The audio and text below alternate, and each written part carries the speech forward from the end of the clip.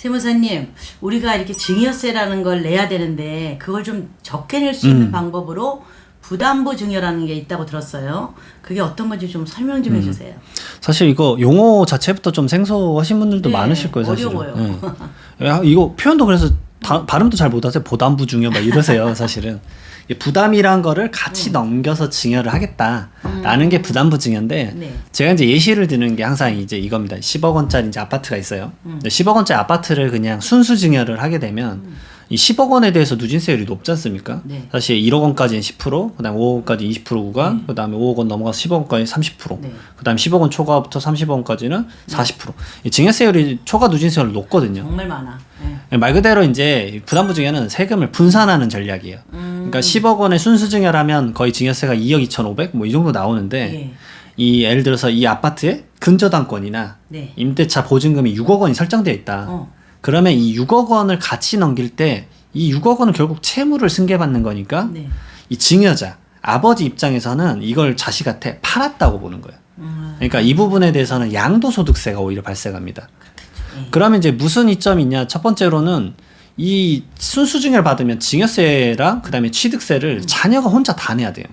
근데 말 그대로 부담부 증여를 하게 되면 이 6억 원에 대한 양도소득세는 자녀가 내는 게 아니라 아버지가 내는 거기 때문에 자녀의 경제적 자립도가 높지 않은 상태에서는 사실 세부담의 측면에서는 당사자 측면에서는 되게 분산이 되는 거죠. 그렇죠. 그리고 이 남은 나머지 부분 4억 원에 대해서만 이제 증여세가 발생하기 때문에 자녀는 증여세가 아주 낮아지죠. 그리고 한 6천만 원, 7천만 원 정도. 아, 네, 네. 그리고 이제 취득세도 사실 세분화돼 있어요. 이게 증여 부분 취득세, 그다음에 양도 부분 취득세, 매매 취득세니까. 네, 네. 그러면 이게 증여자와 수중자의 주택수나 이런 현황에 따라서 취득세 중과세도 1%부터 뭐 12.4%까지 막 다양하거든요. 네. 그러면 이것들을 분산을 어떻게 시키느냐에 따라서는 세금을 엄청 많이 줄일 수 있죠. 그리고 가장 핵심은 자녀의 세부담을 많이 완화시킬 수 있다. 아, 왜냐면 아버지가 많이 내줄 거기 때문에. 그렇지. 네, 그 부분이 좀 있습니다. 확실히 핵심으로. 그러면 이런 것도 있을 거 아니에요. 만약에 내가 집이 있어요. 그 집을 전세를 좀 비싸게 받는 거야. 받아서 전세 그 등기를 칠 거 아니에요. 전세 세입자가. 그렇게 되면은 만약에 10억짜리 집을 8억에 전세를 놨다. 그럼 2억에 해당하는 것만 증여로 그렇죠. 넘어가는 거겠네요. 네, 그렇죠? 맞습니다. 네. 그래서 이 부담부 증여를 하실 때 그러면 이전에 그럼 어떤 것들을 체크하면 좋을까? 방금 그런 사항들을 이제 체크를 해보셔야 돼요. 그렇죠. 그러면 자녀가 이 8억을 받을 수 있을 것인가? 그럼 그런 것들을 고민을 해봐야 됩니다. 왜냐하면 이게 어떤 상황이 펼쳐질지 모르기 때문에 그래서 첫 번째로 말씀드리는 게 증여자가 이제 다주택자다라고 하면은 양도소득세를 고려하셔야 돼요. 네. 왜냐면 결국 채무를 넘기는 거기 때문에. 그렇죠. 하지만 요즘 이 문의가 엄청 많을 수밖에 없는 이유가 뭐냐면 이 윤석열 정권에서 22년 5월 10일부터 23년 5월 9일까지 네. 양도소득세 중과 배제를 해줬어요. 아, 1년간? 네, 맞습니다. 하지만 조건이 보유기간 2년. 사실 보유기간 2년은 금방 맞추거든요. 맞추죠. 네. 네. 그러면은 이 양도소득세가 기존에는 뭐 3주택 중과세면 장기보유 특별공제도 못 받고 그다음에 누진세율에다가 30%나 더 중과받고 네, 네. 최대 82.5%였으니까 네. 그게 거의 완화됐기 때문에 지금 타이밍에 부담부 증여를 하자라고 고민을 많이 하시는 거예요. 그러겠네요. 네. 네. 그리고 이제 두 번째로는 취득세 중과는 좀 고려하셔야 된다. 왜냐하면 증여자 입장과 그다음에 수중자 입장에서 취득세를 어떻게 이제 중과받을 수도 있다. 그래서 자녀의 이제 양도소득세 부분에 대한 매매 부분에 대해서 취득세를 줄이려면 저는 이렇게 말씀드려요. 우선 세대를 분리해라. 독립세대가 되고 그다음에 자녀가 무주택자면 그 취득세율 낮게 받잖아요. 1%에서 3%까지. 그렇죠. 네. 그러니까 취득세 중과를 안 받기 때문에 그 매매 부분에 대해서도 취득세를 많이 낮추면 왜냐하면 이 부분만 해도 절세가 1억 원씩 되는 경우가 많아요. 취득세만 해도. 맞아요. 엄청 큽니다, 이게. 그리고 이제 자녀의 납부 여력. 왜냐하면 어찌 되었든 이제 많이 증여세도 줄어들었고 양도세는 아버지가 내니까 좋고 하지만 취득세도 자기가 내야 되는데 그러면 증여세랑 이 취득세 두 가지를 내야 되는데 자녀가 납부 여력이 되는가? 경제적 능력이 없으면 이거가 상당히 부담스럽거든요, 사실은. 네. 그래서 저는 이제 첫 번째로 말씀드린 게 취득세.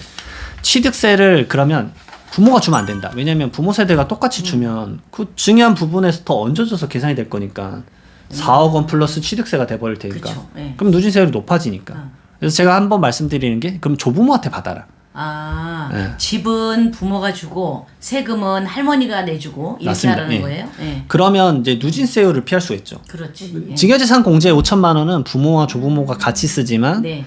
이 누진세율은 스타트가 달라요. 그러면 조부모가 다시 줬을 때는 가장 낮은 세율 10%부터 다시 시작하기 때문에 취득세 정도는 조부모한테 받고 이런 방식들을 좀 분산을 시키는 거죠.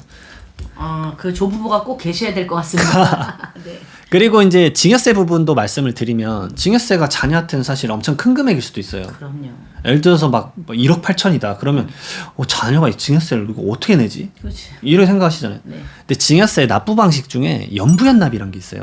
그건 뭐예요? 이건 좀 알으셨으면 좋겠어요. 연부연납 방식이 뭐냐면 최대 5년간 이 세금을 나눠낼 수가 있어요. 그 대신 이거에 해당되는 이 내야 되는 채무, 그러니까 내가 내야 되는 세금이 1억 8천이다 그러면 1.3배 정도 자산 가치가 더 높은 거를 담보로 설정해야 돼요. 근데 담보 있잖아요. 집. 받았으니까. 네. 이 집을 담보로 설정하고 1억 8천을 6번으로 쪼개는 거예요. 최대 5년이지만 왜 6번이냐? 바로 한 번 내야 돼요. 지금 한 번 일부는 내야 돼. 네. 그러면 1억 8천을 6번 쪼개면 첫 번째 3천만 원. 그다음 매년 3천만 원이에요. 하지만 이자 조금씩 붙어요. 1.2%씩. 이게 국세청에서 이제 계산한 세법상에 이자가 붙는데 근데 이제 이렇게 말씀을 드려요. 3천만 원이면 매년 감당할 만할 거다. 자녀가 경제적 자립도가 있다라고 하면 그러면 저는 이렇게 말씀드려요. 어차피 자녀도 주택을 살려고 적금을 들 텐데 적금 들듯이 이 말 그대로 경제적 교육을 병행해서 이 연부연납 시스템으로 줘라.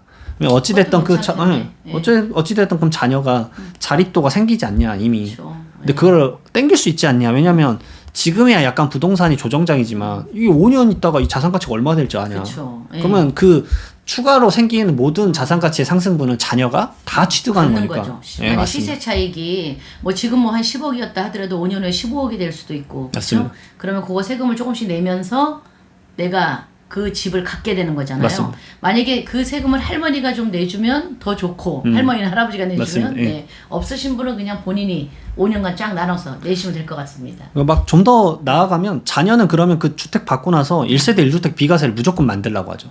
왜냐하면 추후에 그걸 팔았을 때 12억 미만이면 정말 자산 가치를 세금 1원도 안 내고 온전히 다 가져갈 수 있기 그렇죠. 때문에 그런 것들을 짜는 겁니다.